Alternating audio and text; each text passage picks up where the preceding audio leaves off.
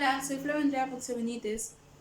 La docente a cargo es la licenciada Diana Carlín. Estoy cursando el tercer grado de secundaria de la institución educativa La Inmaculada. El proyecto a presentar es Revaloramos y promovemos la importancia y difusión del bosque seco de Pariñas como patrimonio natural de nuestra provincia de Talara. Planteamiento del problema.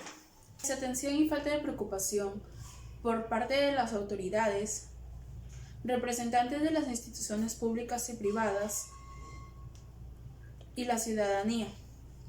La vida en el bosque seco de Pariñas ha sufrido abandono, pero también cabe valorar la acción conjunta de los habitantes de hoy en día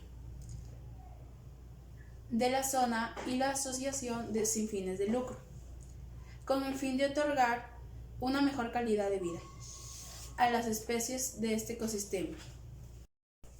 Justificaciones. Estas soluciones deben implementar en programas estratégicos que competen la participación de la municipalidad y de empresas dentro de lo que es el área de labor social o cuidado ambiental.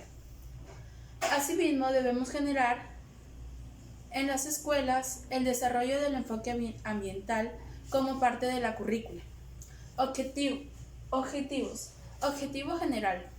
Identificar las causas y consecuencias que afectan al bosque seco de Pariñas. Objetivos específicos.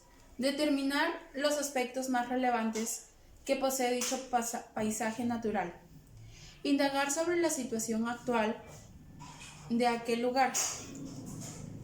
Si se observa en buen estado, si se han sido olvidados o si afronta algún problema. Conclusiones.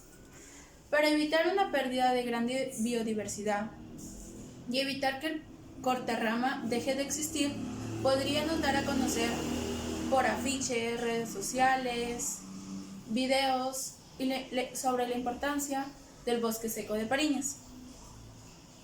La situación de la tala ilegal es un problema que hoy en día lo afrentan no solo Talara, sino otras comunidades que se encuentran aleñadas o dentro del mismo bosque.